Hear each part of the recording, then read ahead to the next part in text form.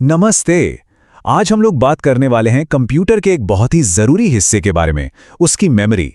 इसे समझना बहुत ज़रूरी है क्योंकि कंप्यूटर की स्पीड, उसकी परफॉर्मेंस, सब कुछ इसी पर टिका होता है। और चिंता मत कीजिए, हम इसे बहुत ही आसान तरीके से समझेंगे। सोचिए, जैसे आपका एक स्टडी डेस्क है और एक फाइलिंग कैबिनेट। बस कंप्यूटर की मेमोरी भी कुछ वैसी ही है। तो सबसे पहला और सबसे बेसिक सवाल, आखिर यह कंप्यूटर चीज़ों को याद कैसे रखता है? मतलब उसे कैसे पता चलता है कि कौन सी फाइल अभी चाहिए और कौन सी बाद के लिए सेव करके रखनी है? चलिए आज इसी पूरी प्रक्रिया को जरा अच्छे से समझते हैं। और यहीं पर हमारी वो डेस्क और फाइलिंग कैबिनेट वाली बात काम आती है। देखिए, कंप्यूटर की जो मेमोरी होती है, जिसे हम रैम कहते हैं, वो बिल्कुल आपके डेस्क की तरह है। मतलब वो जगह जहां आप वो सारी किताबें और नोट्स रखते हैं जिन पर आप अभी काम कर रहे हैं। ये बहुत तेज होती है लेकिन टेम्पररी होती है। और दूसरी तरफ है कंप्यूटर का स्टोरेज, जैसे आपकी हार्ड ड्राइव। ये आपकी फाइलिंग कैबिनेट है जहां आप अपनी सारी जरूरी फाइलें लंबे समय के लिए संभाल कर रखते हैं। तो आज हम क्या क्या कवर करने वाले हैं? सबसे पहले हम कंप्यूटर के पूरे मेमोरी सिस्टम को देखेंगे, फिर प्राइमरी मेमोरी यानी फास्ट लेन को समझेंगे, उसके बाद सेकेंडरी स्टोरेज जो कि एक आर्काइव की तरह है, और आखिर में इन सबको एक साथ जोड़कर देखेंगे कि ये सब मिलकर कैसे काम करते हैं। तो चलिए शुरू करते हैं हमारे पहले टॉपिक से, प्राइमरी मेमोरी। इसे आप कंप्यूटर की फास्ट लेन या उसका असली वर्कस्पेस कह सकते हैं। याद है ना हमारी डेस्क वाली बात? बिल्कुल वही। तो ये प्राइमरी मेमोरी है क्या? ये कंप्यूटर की मेन मेमोरी है। और सबसे खास बात यह है कि सीपीयू यानी कंप्यूटर का जो ब्रेन है, वो सीधे इसी मेमोरी से बात करता है। जो भी डेटा या इंस्ट्रक्शन उसे तुरंत चाहिए होता है, वो यहीं से उठाता है। अब यह समझना भी बड़ा मजेदार है कि जानकारी सीपीयू तक पहुंचती कैसे है। एक तरह का रास्ता है।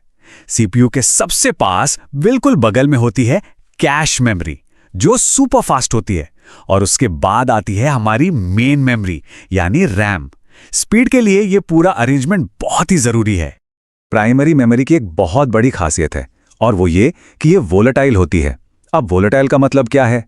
सीधा सा मतलब है, जैसे ही कंप्यूटर की पावर बंद हुई, इसमें रखा सारा डेटा गायब हो जाता है। बिल्कुल वैसे ही जैसे काम खत्म होने पर हम अपनी डेस्क साफ कर देते हैं, सब कुछ हट जाता है। और इसका सबसे बेस्ट एग्जाम्पल है रैम यानी रैंडम एक्सेस मेमोरी। अब जब भी कोई सॉफ्टवेयर खुलते हैं, कोई गेम चलाते हैं या कोई फाइल ओपन करते हैं, तो वो हार्ड ड्राइव से निकलकर रैम में आ जाती है ताकि उस पर तेजी से काम हो सके। यही कंप्यूटर का असली वर्कस्पेस है। और हां, जैसा हमने अभी अभी सीखा, ये वोलेटाइल है। पावर गई तो डेटा भी गया। अच्छा, अब रैम भी दो तरह की होती हैं, एस रैम और डी रैम। इन दोनों में क्या फर्क है? चलिए देखते हैं। एस रैम यानी स्टैटिक रैम बहुत ज्यादा तेज होती है और इसे बार बार रिफ्रेश भी नहीं करना पड़ता, इसीलिए ये काफी महंगी होती है और इसका इस्तेमाल कैश मेमोरी बनाने में होता है। दूसरी तरफ है डी रैम यानी डायनामिक रैम। ये थोड़ी स्लो है, इसे लगातार रिफ्रेश करते रहना पड़ता है, लेकिन ये सस्ती है, इसीलिए हमारे कंप्यूटर की जो मेन मेमोरी होती है वो डी रैम से ही बनती है।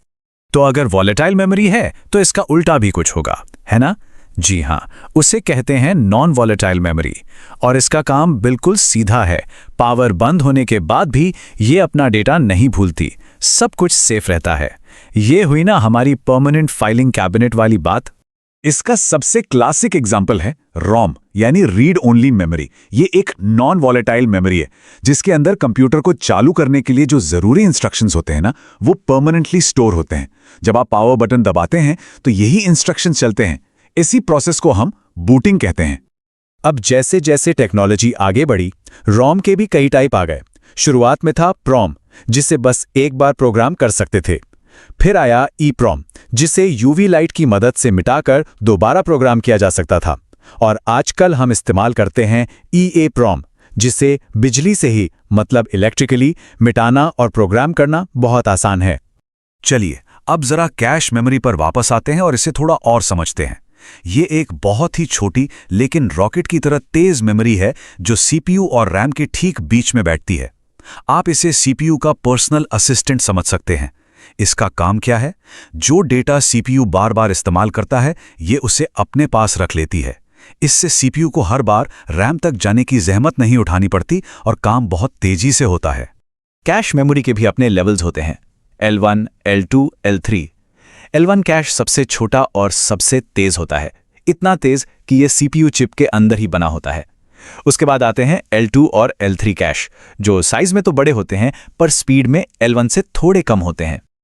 चलिए, प्राइमरी मेमोरी की दुनिया से निकलकर अब हम चलते हैं दूसरे बड़े हिस्से की तरफ, सेकेंडरी स्टोरेज। यह है हमारे कंप्यूटर का आर्काइव, मतलब हमारी परमानेंट फाइलिंग कैबिनेट। तो सेकेंडरी स्टोरेज डिवाइस का काम है डेटा, प्रोग्राम्स और हमारी सारी जानकारी को परमानेंटली स्टोर करना, मतलब लंबे समय के लिए। और एक बात याद रखनी है, सीपीयू इससे सीधे बात नहीं करता। जब भी किसी चीज की जरूरत पड़ती है तो पहले वो सेकेंडरी स्टोरेज से उठकर प्राइमरी मेमोरी यानी रैम में आती है, फिर सीपीयू उस पर काम करता है। आजकल जब हम स्टोरेज की बात करते हैं तो दो नाम सबसे पहले आते हैं, एचडीडी और एसएसडी। चलिए देखते हैं दोनों में क्या अंतर है। एक तरफ है पुरानी टेक्नोलॉजी वाली एचडीडी यानी हार्ड डिस्क ड्राइव।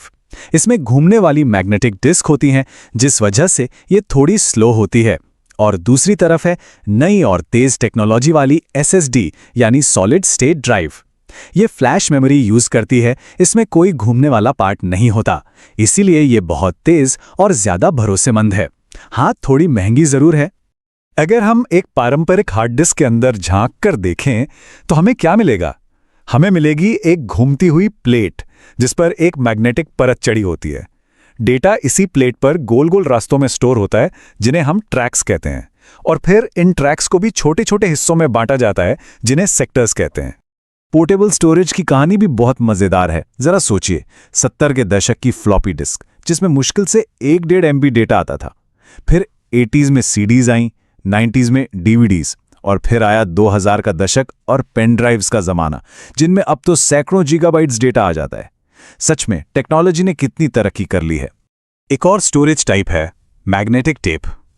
आजकल इसका इस्तेमाल ज्यादातर बड़ी बड़ी कंपनियां करती हैं, बहुत बड़े पैमाने पर डेटा का बैकअप लेने के लिए।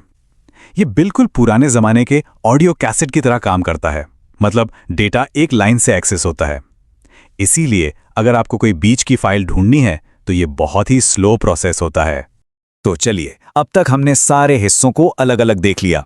अब इन सब पजल के टुकड़ों को एक साथ जोड़ते हैं और देखते हैं कि कंप्यूटर का पूरा मेमोरी सिस्टम कैसा दिखता है। ये टेबल एक तरह से पूरी सेशन का निचोड़ है। देखिए, सबसे ऊपर है कैश मेमोरी, सबसे तेज पर वोलेटाइल। उसके ठीक नीचे है रैम, जो करंटली चल रहे प्रोग्राम्स के लिए है, ये भी तेज और वोलेटाइल है। फिर आता है नॉन वोलेटाइल स्टोरेज। इसमें एसएसडी है, जो बहुत तेज है और जिस पर हम अपना ऑपरेटिंग सिस्टम और जरूरी प्रोग्राम रखते हैं। और आखिर में है एचडीडी, जो ज्यादा डेटा स्टोर करने के लिए एक सस्ता और अच्छा ऑप्शन है। तो आज की इस पूरी बातचीत से सबसे जरूरी बातें क्या हैं जो हमें याद रखनी है? पहली और सबसे जरूरी बात, मेमोरी टेम्परेरी है, बिल्कुल आपके डेस्क की तरह, और स्टोरेज परमानेंट है, आपके फाइलिंग कैबिनेट की तरह।